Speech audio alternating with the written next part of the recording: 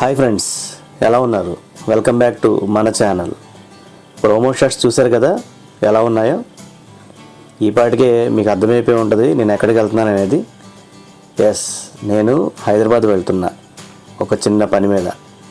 ఎలాగో వెళ్తున్నాను కాబట్టి అక్కడున్న అద్భుతమైన చార్మినార్ని మరియు మక్కా మసీదుని మీకు ఎక్స్ప్లోర్ చేసి మీకు నేను చూపిస్తాను.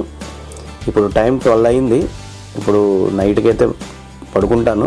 రేపు మార్నింగ్ ఫ్రెష్గా మనం మాట్లాడుకుందాం. ఓకేనా friends? Good night. Good morning friends. ఇప్పుడు మనం సికింద్రాబాద్ స్టేషన్లో ఉన్నాం. ఇప్పుడు అరౌండ్ 4:30 అయింది టైము. ముందు రూముకు వెళ్ళి ఫ్రెష్ అప్ అయ్యి అప్పుడు మనం చార్మినార్ దగ్గరికి వెళ్దాం. ఓకేనా? నేనైతే రూమ్ నుంచి బయటకు వచ్చి ర్యాపిడో బుక్ చేసుకుని చార్మినార్ దగ్గరికి అయితే బయలుదేరాను. ఈ దారులు చూడండి, చాలా ఖాళీగా చాలా విశాలంగా ఉన్నాయి రోడ్లు. ఎందుకంటే ఎర్లీ మార్నింగ్ కాబట్టి పెద్ద ట్రాఫిక్ అయితే లేదు, చాలా ఫ్రీగా ఉంది రోడ్డు అయితే కనుక. మామూలుగా మనకి గంటన్నర సమయం పడుతుంది వెళ్ళడానికి, కానీ మనల్ని ఒక అరగంటలో దింపేశాడు. అదిగోండి మనం వచ్చేసాం చార్మినార్ దగ్గరికి. చాలా బాగుంది చూడడానికి ఇలా సీనరీ మాత్రం. ఇప్పుడు మనం దగ్గరికంటూ వెళ్దాం. దగ్గరికంటూ వెళ్ళి ఆ చార్మినార్ ఎలా ఉందో ఒకసారి మీకు చూపిస్తాను, చూడండి.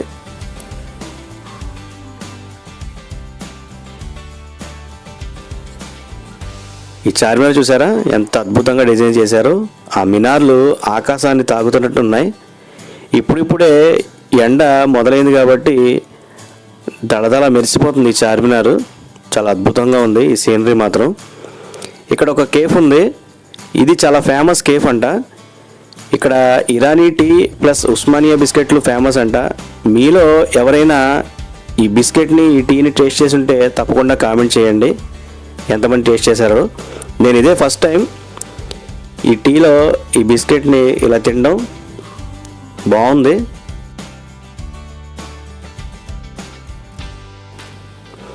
ఈ ఇరానీ టీ తాగుతూ ఈ చార్మినార్ దగ్గర నుంచుంటే మాత్రం ఆ ఫీలే వేరే లెవెల్లో ఉంది అసలు. నేను ఇక్కడ కాసేపు టైం స్పెండ్ చేసి నేను బయలుదేరాను. నాకు హైదరాబాద్లో చిన్న పని ఉంది. ఆ వర్క్ చూసుకుని నేను మళ్ళీ చార్మినార్ దగ్గరికి అయితే వస్తాను. నాతో పాటు మీరు కూడా చార్మినార్ చూస్తూ ఎంజాయ్ చేద్దరు. కానీ ఫుల్గా నేను ఈ చార్మినార్ గురించి ఎక్స్ప్లెయిన్ చేస్తాను. ఓకేనా ఫ్రెండ్స్? అద్దుకోండి ఆ క్రౌడ్ చూడండి, అసలు జనాలు ఎలా ఉన్నారు. నేను తిరిగి వచ్చేటప్పటికి ఎంతమంది ఉన్నారంటే అసలు ఆ షాపులు కానీ ఆ జనం కానీ అసలు అయ్యో బాబోయ్, ఇంతమంది జనం. మొత్తం హైదరాబాద్ అంతా ఇక్కడే ఉన్నట్టున్నారు జనం అంతా. చాలా ఉన్నాయి షాపులు. మనకి దొరకని వస్తువు అంటూ ఏదీ లేదు ఇక్కడ. 10 రూపాయల వస్తువు దగ్గర నుంచి 10,000 రూపాయల వస్తువు దాకా అన్నీ, చెవులీలు, బట్టలు, చెప్పులు, గాజులు, లిప్స్టిక్లు అన్నీ అమ్ముతున్నారు ఇక్కడ. మనం ఇక్కడ నుంచి ఆ చార్మినార్ దగ్గరికి వెళ్ళడానికి ఒక అరగంట పట్టేలా ఉంది. అంతమంది జనం అయితే ఉన్నారు. ఫారినర్స్ కూడా వచ్చారు ఈ చార్మినార్ చూడడానికి. పదండి మనం చార్మినార్ చూద్దాం వెళ్ళి. ఇంకా ఇప్పుడు టైం 4 అయింది. ఈ చార్మినార్ టైమింగ్స్ వచ్చి పొద్దున్న 9 to సాయంత్రం 5:30 దాకా మాత్రమే. పర్ హెడ్ 25 రూపీస్ ఛార్జ్ చేస్తున్నారు. క్యాష్లెస్ అయితే కనుక 20 రూపీస్ ఛార్జ్ చేస్తారు. ఫారినర్స్కి అయితే 300 రూపీస్. కానీ ఒక విషయం, బ్యాగులు కానీ లగేజ్ కానీ ఫుడ్ కానీ ఏది కూడా అలౌ చేయరు ఎట్టి పరిస్థితుల్లోనూ. మీరు మాత్రం ఒక వాటర్ బాటిల్ క్యారీ చేసుకోండి. ఏ ఫుడ్ కూడా పైకి అలౌ చేయనివ్వరు. ఓకేనా ఫ్రెండ్స్? ఇక్కడ క్రౌడ్ అయితే కనుక మామూలుగా లేదు. మనం టికెట్స్ తీసుకోవాలంటే కనుక ఇలా మన లైన్లో వెయిట్ చేసి టికెట్ అయితే కంపల్సరీ తీసుకోవాలి. అక్కడ చెకింగ్ అయితే ఉంటుంది. ఇదిగోండి మనం కౌంటర్ దగ్గరికి అయితే వచ్చాం. టికెట్ అయితే తీసుకుంటున్నాను నేను. ఆ టికెట్ ఎదర వాచ్మెన్ ఉంటాడు, అక్కడ చూపించి మనల్ని లోపల అలౌ చేస్తారు. పదండి ఫ్రెండ్స్ పైకి వెళ్దాం. ఇంకా టికెట్ చెకింగ్ అయిన తర్వాత నన్నైతే లోపల పంపించారు. ఇది చూడండి మెట్ల మార్గం ఎంత చిన్నగా ఉందో. పైకి వెళ్ళడానికి ఒక మార్గం, కిందకి రావడానికి ఒక మార్గం ఉంది దీనికి చార్మినార్కి. అయితే ఈ మెట్ల మార్గం మాత్రం చాలా చిన్నగా ఉంది. ఒక అడుగు పట్టేంత, కాలు పెట్టేంత వరకు మాత్రం ఉంటుంది. కొంచెం కష్టం పెద్దవాళ్ళు రావడానికి, పిల్లలు రావడానికి కూడాను. అదిగోండి మెట్లు మార్గం చూడండి ఎంత చిన్నగా ఉందో. నేనైతే పైకైతే వచ్చేసాను. అసలు ఈ క్రౌడ్ చూడండి అసలు ఎంతమంది ఉన్నారో. ఈ చార్మినార్ 4 వైపులా కూడాను ఫుల్గా జనం ఫామ్ అయిపోయి ఉన్నారు. మనం వచ్చే దారులు కూడా మనకు కనిపించినంత జనం ఉన్నారు. ఈ మక్కా మసీద్ చూడండి ఇక్కడ నుంచి ఎంత బాగా కనిపిస్తుందో.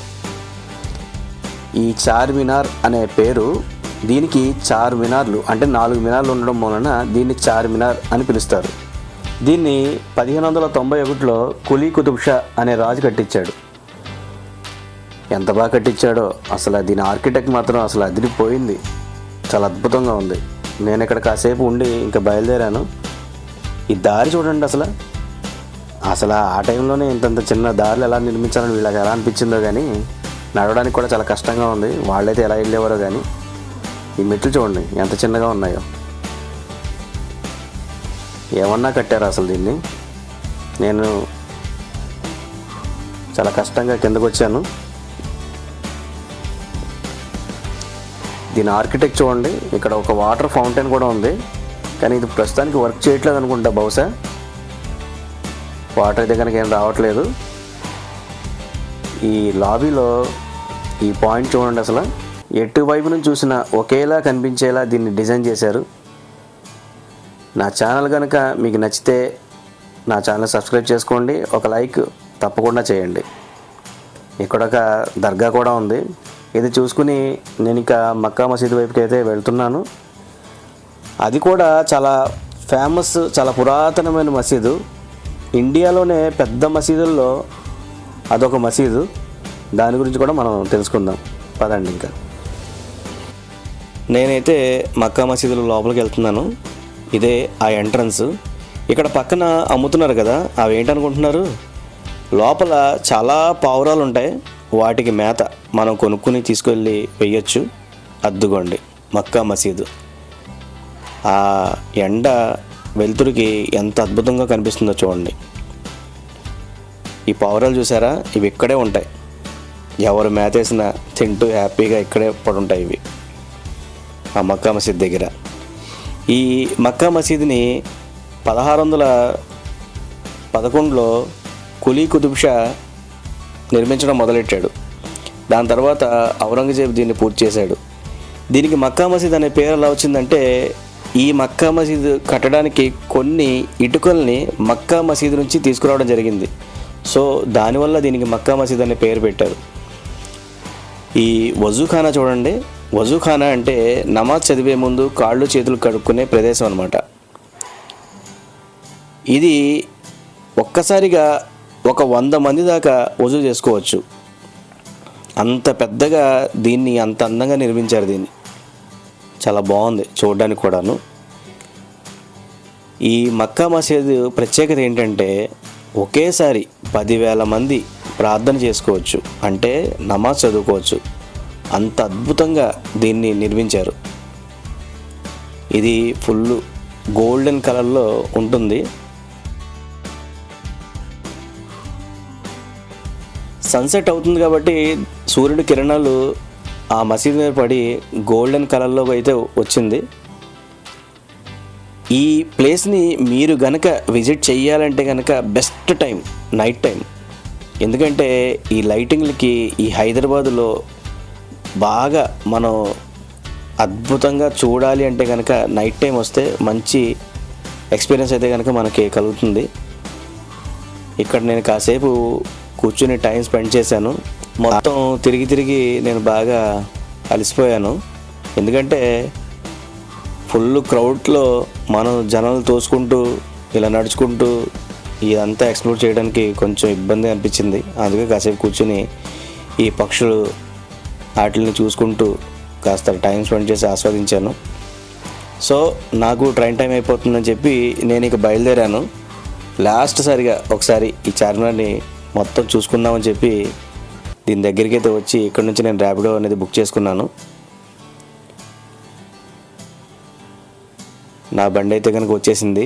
నేనైతే కనుక నా రూమ్కి బయలుదేరాను. అక్కడ నుంచి నేను ఫ్రెష్ అయ్యి నా రూమ్ చెక్అవుట్ చేసేసి నేనైతే కనుక స్టేషన్కి ఇంకా బయలుదేరుతాను. ఓకేనా ఫ్రెండ్స్? దారిలో మనకి ఇదిగోండి తెలంగాణ పాత సచివాలయమును మనకు కనిపించింది. దాంతోపాటు హైదరాబాద్లో ఈరోజు నిమజ్జనాలు అవుతున్నాయి. ట్యాంక్ బండ్ దగ్గరికి కూడా వెళ్దాం అనుకున్నా, కానీ వెళ్ళే దారి అయితే క్లోజ్ చేస్తారు.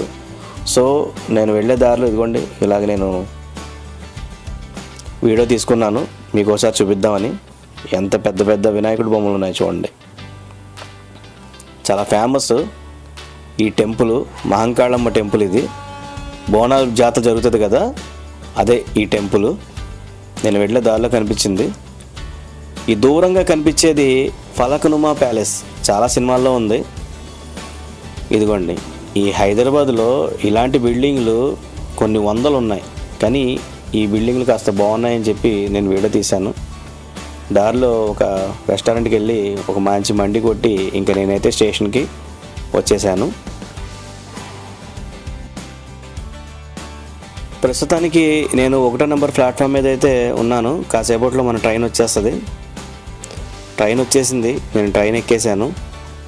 ఇంకా హైదరాబాద్ని వదిలి వెళ్ళాల్సిన టైం వచ్చింది. ఈ వీడియో మీకు ఎలాగ అనిపించిందో తప్పకుండా కామెంట్ చేయండి. నా ఛానల్ని సబ్స్క్రైబ్ చేసుకోండి. లైక్ చేయడం మాత్రం మర్చిపోకండి ఫ్రెండ్స్. నెక్స్ట్ వీడియోలో మళ్ళీ కలుద్దాం. Thank you for watching. Take care.